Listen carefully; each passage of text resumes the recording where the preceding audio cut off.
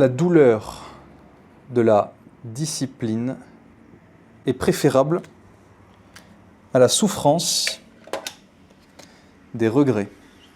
La douleur de la discipline est préférable à la souffrance des regrets.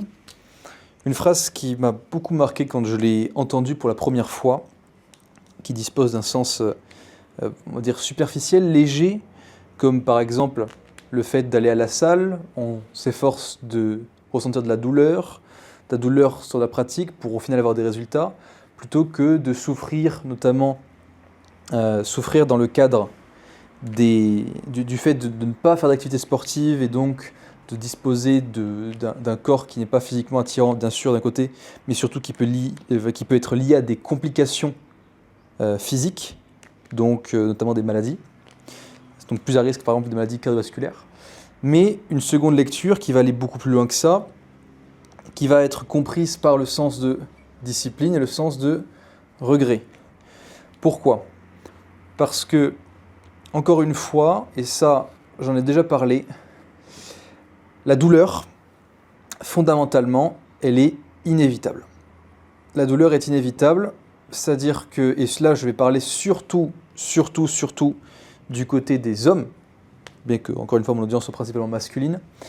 La douleur est inévitable dans quel sens ? Dans le sens où un des sujets qu'on voit le plus apparaître en sociologie et psychologie comportementale, c'est, et d'ailleurs des choses qui sont sorties dans les dernières années, c'est en gros la valeur de l'homme démarre à 0 et tend à monter avec le temps en fonction de ses actions.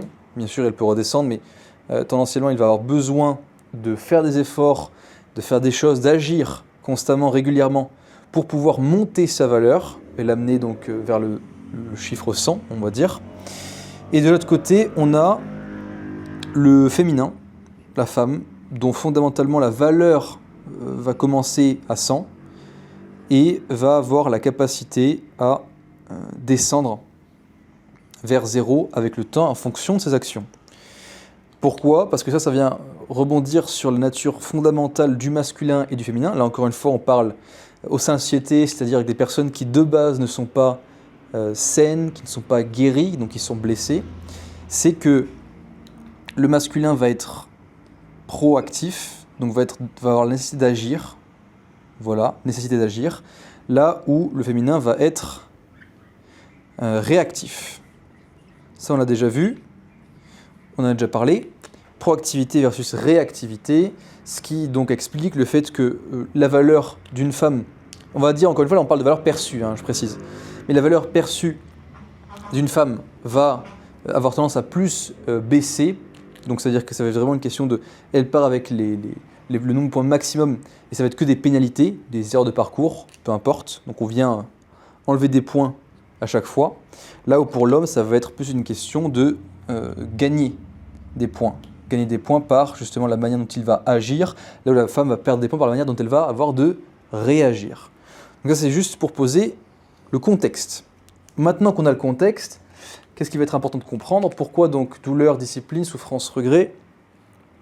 Pour l'homme, il va s'agir de comprendre que si jamais on n'agit pas maintenant, on ne peut pas faire en sorte de monter en valeur et donc on ne peut pas faire en sorte d'être libre, qui va être la grande quête du masculin, même si certains vont s'enfermer dans une forme de liberté virtuelle, donc la capacité, on va dire, ça chez les Japonais ça s'explique bien par la tendance au hikikomori, qui veut dire reclus en japonais, qui va correspondre à des individus qui vont s'évader complètement de la société, c'est-à-dire qu'ils vont rester complètement dans leur monde virtuel, à jouer à des jeux vidéo, ou alors à lire, ça peut être lire des nouvelles ou des mangas, peu importe, et faire en sorte de simplement commander à manger, mais rester toujours chez eux, pour ne pas avoir à, on va dire, souffrir, ou plutôt vivre de la douleur, en tout cas, ressentir de la douleur, par la discipline pour monter en valeur et obtenir réellement.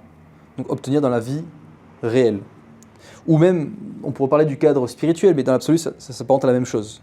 Pourquoi ? Parce qu'en s'enfermant dans le virtuel, au final, on ne peut pas faire ce travail sur soi.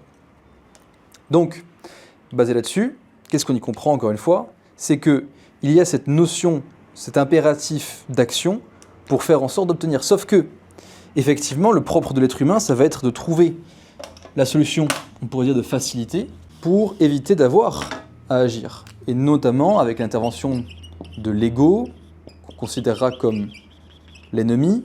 Ego qui est l'ennemi, pourquoi ? Parce qu'il va venir nous garder dans une boucle.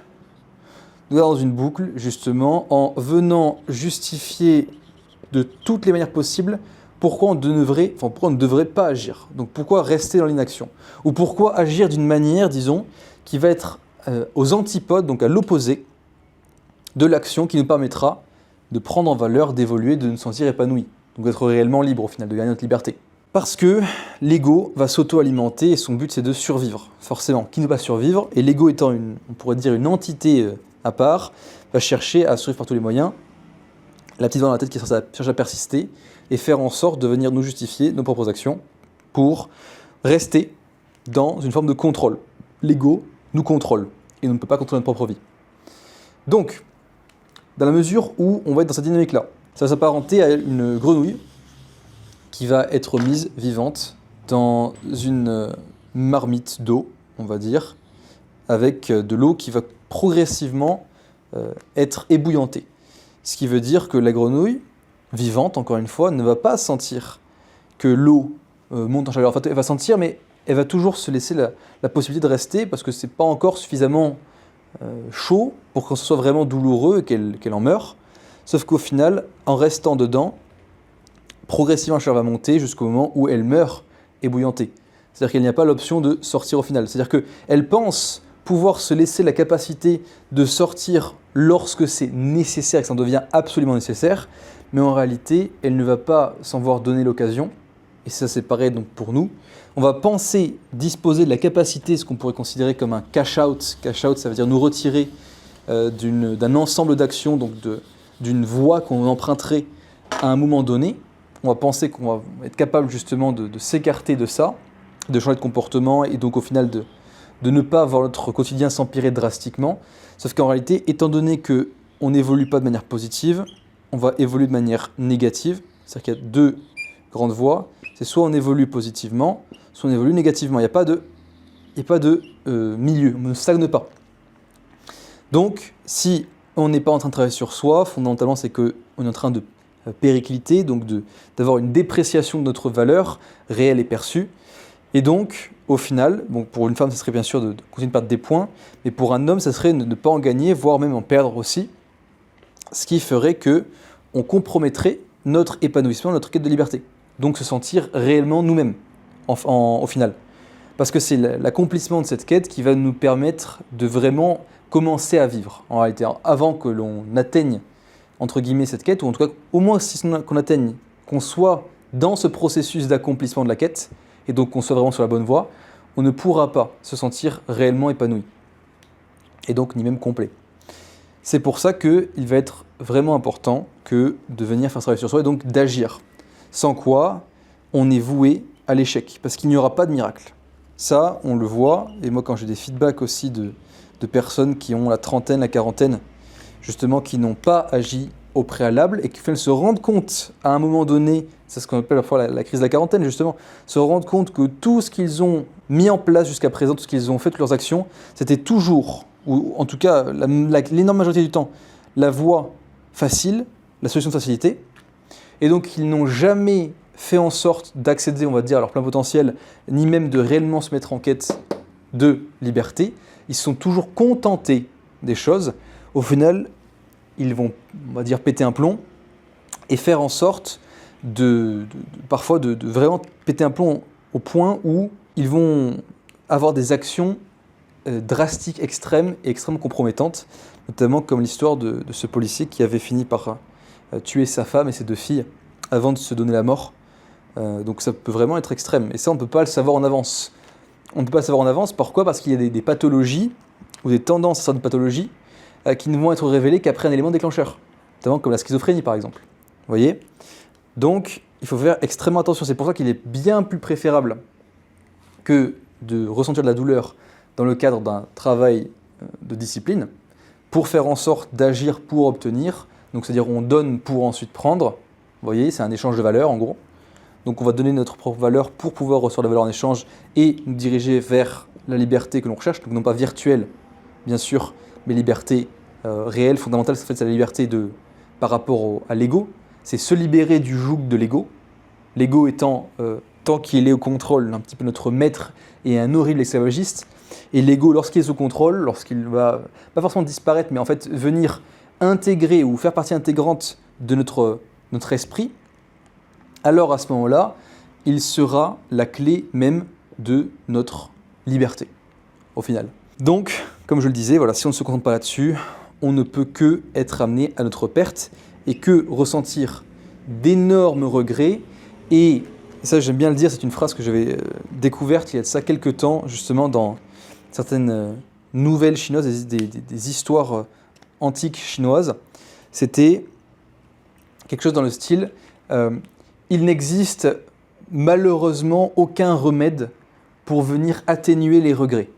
Et moi, j'aime bien la transformer d'une certaine manière, c'est-à-dire que s'il existait un médicament pour venir atténuer les regrets, l'industrie pharmaceutique serait de loin l'industrie la plus conséquente au monde et disposant des plus de parts de marché, enfin en tout cas du capital économique le plus conséquent, parce que les regrets sont une occurrence commune au sein de la population.